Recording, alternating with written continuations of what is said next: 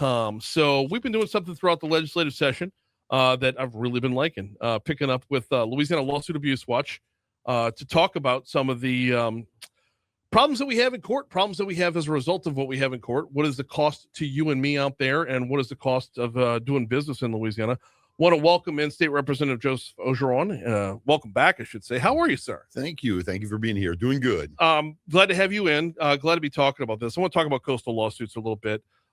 Before we get into like the nuts and bolts of what's actually in front of the courts, can we just talk about the everyday ramifications of what's going on? Not what results could be, but just the potential ramifications that you see back in your district and throughout the southeast part of the state. I mean, you got all the coastal parishes basically being, as I see it, being approached by trial attorneys looking to be able to look for happenings of the past.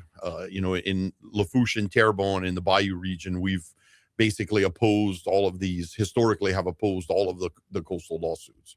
It's more of a don't bite the hand that feeds you, with that being such a large segment of our economy. So let's talk about that through a couple of different lenses, because yes, don't bite the hand that feeds you, but the lawsuits have to generate from somewhere. So what gets on that path in the first place? Well, it's usually something that, as I understand it, it was infractions that happened or appeared to have happened, but actually at the time, pre-1980s and things like that, there were, all the checks were put into the checkbox. The state government asked for certain things and permits to be done, and the oil companies were following the letter of the law at the time. Mm-hmm. And then in the 80s, new lawsuits or new statutes were produced, and basically now they're trying to basically impose some of those standards, newer standards, over the actions of the past, and look for lawsuits in those cases. And I think that's the part that I don't really understand, is that if something were legal then and is illegal now, how do you retroactively make it something that's suable?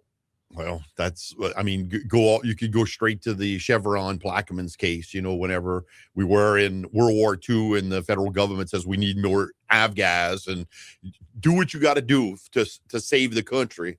And, the oil companies did the refining, production, everywhere from the guy all the way in the field, all the way up to the refiners who put it in tankers to send it overseas for aircraft. They were doing everything they could.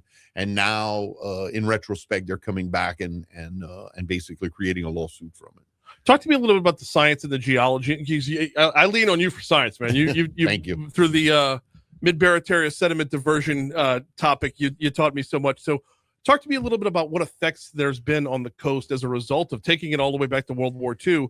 What, cutting pipelines through and being hasty in our in delivery. Well, what long-term effects that had? I mean, the whole coastal region, everything, I'm going to say everything south of the bedrock, which is south of Baton Rouge, was basically built on alluvial deposition. Basically the river, like a fire hose over thousands of years, spraying sediment, and basically it continued to build. We were always building up from the Mississippi River all the way up until 1932, and then we levied the river, and then we stopped allowing the sediment-rich waters to flow into the coastal areas. So that was the very beginning of the necrosis, the cutting off that lifeblood. And at the same time, in the 40s, 50s, 60s, you had coastal oil and gas exploration, and the easiest way to get to it was to dig and dredge a canal, pile up the material on a spoil bank, and basically get an inland barge to drill the well. And permits were done, permits were received, but unbeknownst to them, with the sediment and fresh water no longer flowing into the basin, and them cutting all these cuts to go and explore and produce oil and gas, that was the first thing, was that you allowed a path for salt water to flow in that was otherwise previously not there. So when you talk about there has been damage done, it's just a matter of when it comes around to this. To me, it's three parts. Is number one, we're pointing the finger potentially in the wrong direction. Number two, even if the finger would be pointing in the right direction, the number and amounts within the lawsuits are so massive that it's not sustainable to do business. And number three, what's the message it's sending to other businesses that want to do business? Correct. And in the production of any hydrocarbon whatsoever. In other words, understand you, whether you're drilling for a gas well or an oil well, you're going to find three things every time. To some extent, you're going to find oil, gas, and water. They're always together. Mhm. Even a gas well usually produces a small amount of oil and some water, and whether or not it's a lot of water that you have to get rid of or not. And a gas well is the same way. It's going to produce a certain amount of oil and not gas, or vice versa. So you always get those three, and the water is the one that for some of these lawsuits was the discharge of the water directly in, and that's usually a briny, saltier water that can do damage. So but at the time, as you said, as the law allowed then, that was the proper mechanism. Talk with State Representative Joe Orgeron about the coastal lawsuits. So let's walk through a couple of them, because there's more than a handful, to be sure. About 40 of them. Yeah.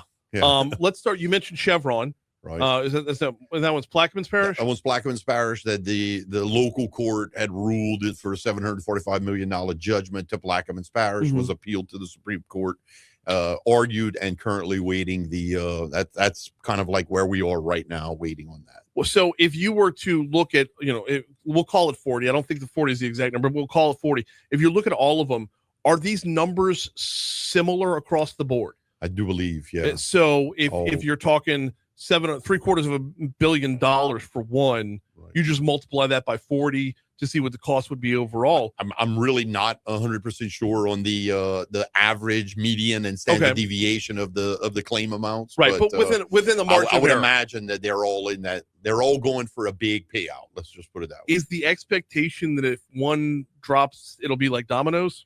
The main thing that is up at the Supreme Court is the venue. Is the venue correct? This was the federal government telling an oil company, we need more avgas at a time of war, and it being litigated in a state level court is what's being argued. That is the primary thing that's in front of the Supreme Court. Is should this be in a federal court? And the belief is if the ruling comes back that these should be in federal court for the benefit of the entire nation and what they do, then like dominoes, many of these lawsuits may fall.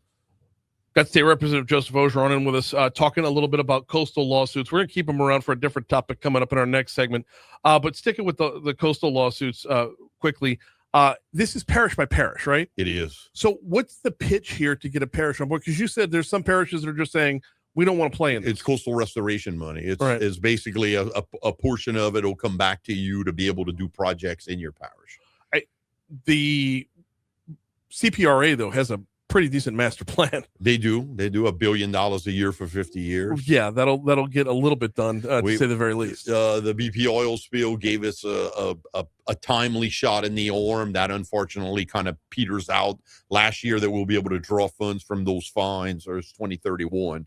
But at the same time, the one big beautiful bill that passed recently increased the amount of GOMESA money that we got from way back in Katrina times, whenever Mary Landrieu fought, so that we would get back some of the offshore federal revenue that goes to Washington, that we, the states, get back. So that level is going to be increased. And recently there were reports of, I think, Occidental Petroleum has found a new find in the Gulf, like and that was area. Like day before yesterday. Yes. I saw that. Yeah. Right. So that's like, which is crazy. There was it's not like a fixed amount, and we're going to be going through that piggy bank, and whenever it's done, it's done. They're continuing to find new copious finds of hydrocarbons in the Gulf of Mexico. Two more on this before we take a break and completely pivot. Number one is, there was a time where when you heard about all the coastal lawsuits, it was all about the damage end. What has taken so long to get the defense back out there? Because it took forever before I even learned about World War II, or the involvement of World War II in the process. My understanding is it was just the political environment and the administrations that were at hand, and how aggressive they allowed these lawsuits to progress in through the various courts.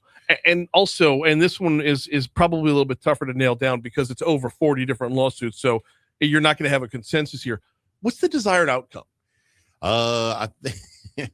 I think the trial attorneys that are running these want to be on the wall of fame, the Reynolds Tobacco wall of fame, and the asbestos, and the so on and so forth. I think they just want to be up there with, and there we are, legal coastal lawsuits. Myself. That's but no, from the other end though, from the end of like.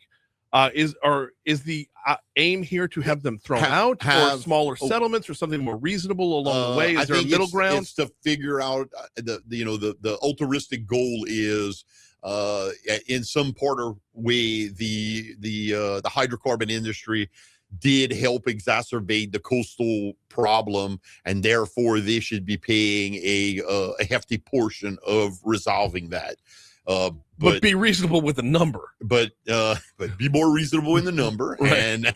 And the point is that the vast majority of our coastal restoration right now, the funds that we get come from the hydrocarbon industries anyway, whether it be through GOMESA money, fines like the BP oil spill, or any other aspects. I mean, very little is from boating taxes, fuel taxes and stuff like that. So my whole thing, my biggest thing on this is that I just want I want it not to be over our head anymore, because I can't help but think that every economic development push that's out there, this is just lingering right there. Every time we try to sell the state to somebody, this is how we treat business when they come here. Is that how impossible is? No, that's a loaded question. How difficult is it to avoid that reputation while this is still, pending? We in Louisiana have issues with egress, and we're trying to change that with lower income tax rates and make ourselves more attractive. And here we still have this one smudging of character where you come and set up business, and you never know, in 20 years we might sue the pants off of you, right? Which in this day and age of where the next business is coming from, and like, I'm not going to completely derail it, but when you look at data centers being built, when you look at the carbon sequestration we're talking about in the next segment, new refining processes, next generation refining, right? When you look at anybody that wants to do anything new and innovative, they have to have in the back of their mind what our track record is. So the overly litigious fabric upon which Louisiana's beautiful picture is painted. So I mean, it's closing this chapter has got to be important. He is State Representative Joe Orgeron. Going to stick around with us for another segment here, but we're going to pivot topics here.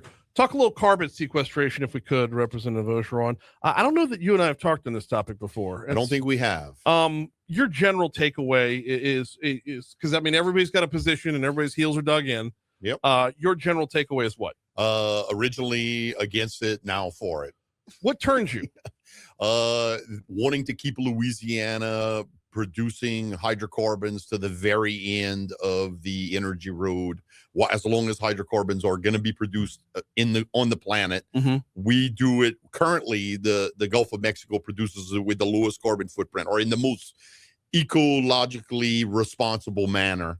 And with the pipeline infrastructure and the refineries we have, as we continue to move to other energy sources such as nuclear and electrification with cars and better grid technologies, we will never slow down our hydrocarbon production from the Gulf and the refining capacity here, but we're going to be exporting those products to other parts of the world. Right, and those other parts of the world want this. That's right. Do you have safety concerns?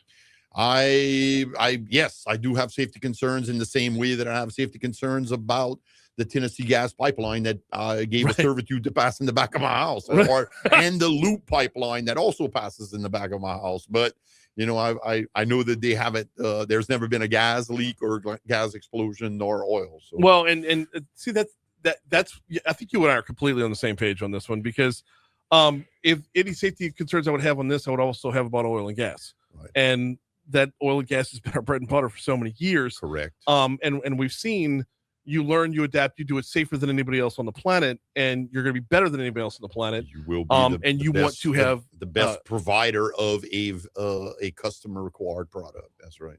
One of my bigger concerns is that for those of us who are in favor of it, I feel like we're constantly playing whack-a-mole with those who are against it. Right. If you mention safety, they're going to tell you about eminent domain. If you mention eminent domain and calm their concerns on that front, they're going to tell you about, it's new technology. If you explain that it's not new technology, they're going to hit you with something. It's just constant, and then no matter how many questions you answer, they're going to say there's so many unanswered questions. Yeah, we've been doing EOR, carbon dioxide injection for enhanced oil recovery for, I don't know, 60 years. And this is just basically continuing that and doing it with more. In other words, we're going to produce more hydrocarbons in the future. We're going to continue to increase our production. Right. And even though we locally might not be able to use it, we're going to export a lot of the precursor products that come from it to other parts. And they do have mandates for I'm going to call it just some level of carbon abatement. Right. Okay. So it doesn't have to be zero carbon or anything like that. You just need to be showing that you're doing something with it. So a certain amount of carbon capture. And I think as we scale this up, there's going to be so much carbon. I mean, I love all the utilization locations, the places where you can get this pure carbon and be able to refine it into graphene and nanostrands and high tensile. I went to a grid technology where they're talking about new power line constructions that has a carbon fiber core in it. With different metals in there that could carry more current or variable things, but it did have a carbon fiber core. And I'm like, well, that's another possible use. But the point is that we're going to produce so much hydrocarbons for the world, that I think there'll be a surplus of carbon, and eventually underground sequestration will be required to some point. And we also have the geology for that. We have the geology of the porous layers way down that have hydrocarbons in them, and then we got the ones that are big empty tanks. So that's what they're targeting. Congressman Clay Higgins typed out an op-ed. It's over at the Hayride if you want to check it out. It's actually to me very thoughtful. He put a lot into it. I read it, into the whole topic. Congressman Higgins says the risk is not in the pipeline process nor the injection process. We've been running pipelines and wellheads for generations quite successfully. The actual risk of carbon sequestration is in the potential failure of the porous rock fields. Industry can't control that, and it's virtually impossible to detect dangerous pre-existing weaknesses in the massive city-sized geological fields deep under the surface. There's only been one carbon sequestration accident to happen. It actually happened on the pipeline front, not the sequestration front. Right. So is there risk 2 miles below the ground? No, that carbon dioxide in that one Mississippi accident came from a naturally occurring underground reservoir. So it is already sequestered. And I know other companies have some canyons in Colorado that they pull carbon dioxide from, and they send directly to the Permian basins for enhanced oil recovery. So you got shale, you got sandstone down there. Correct. Multiple layers. And a whole ton of pressure because you're 2 miles under the earth. Correct. I don't see the same risk he does.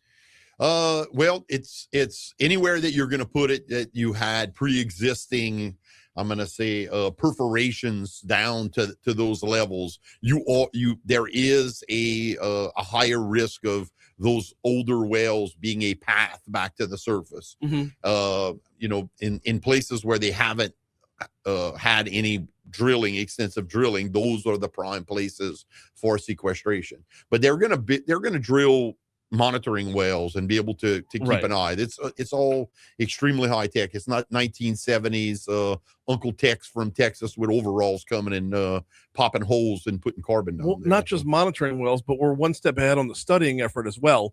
Southeastern Louisiana University has been, getting out in front of this curve before it even happens. One of the whack-a-mole arguments that we often hear, we only got a minute and a half left. One of the whack-a-mole arguments we often hear is about what happens if a company decides to pack up 10 years down the road and just move on. This is one that I think Congressman Higgins touched on well, in that CO2 doesn't stay CO2 under the ground. Over time, it does carbonate into the existing rock. It does basically merge with the rock and stay down there. Yeah. So takes a while. Yeah. Right. How long's a while? 10 years? 10, 20 years. Yeah. So after 5 years, if a company packed up in 10 years, that which they've pumped down, the clock's already ticking. But in any oil and gas operation, you always have bonding and all to be able to keep, to have a financial instrument to be able to cover the cleanup of anything that you have, whether it's a well or a facility, things like that. So hopefully we'll be working those into the business model as well. Breland, we're going to go 1 minute long here, okay? Because I got one more 4 minutes. Taking you back inside the Capitol. When it comes to this particular debate, I was concerned that it was going to derail the whole session. It doesn't look like that's happening right now. Is there, to pull back the curtain for us a little bit, is there a lot of measured discussion going on, reasonable discussion going on? Well, we had the one eminent domain property rights bill, and now we still have several local option bills that still need to be passed through committee. And there's a concern. I heard a concern that the primacy that we get from the federal government, we're not exactly sure whether we're like borrowing the rights from the federal governments to be able to do this. Okay, so it's not the Fed saying y'all go do what y'all want, y'all have the okay to do it however y'all want, whatever way y'all want. My understanding is legally we are basically a proxy for the federal government in the control, and the question on whether we could further segregate local options and all within the state is a legal concern. So that's one more level of oversight, or one more level of concern? One more level of the bills that they're trying to pass through, are they constitutional in that sense that we could do those things? Okay. Yeah. All right. Well, the debate will go on. The topic will not go away. In the meanwhile, I always appreciate the time. Thank you so much. Thank you, Brian. State Representative Joe Orgeron, we greatly appreciate the time.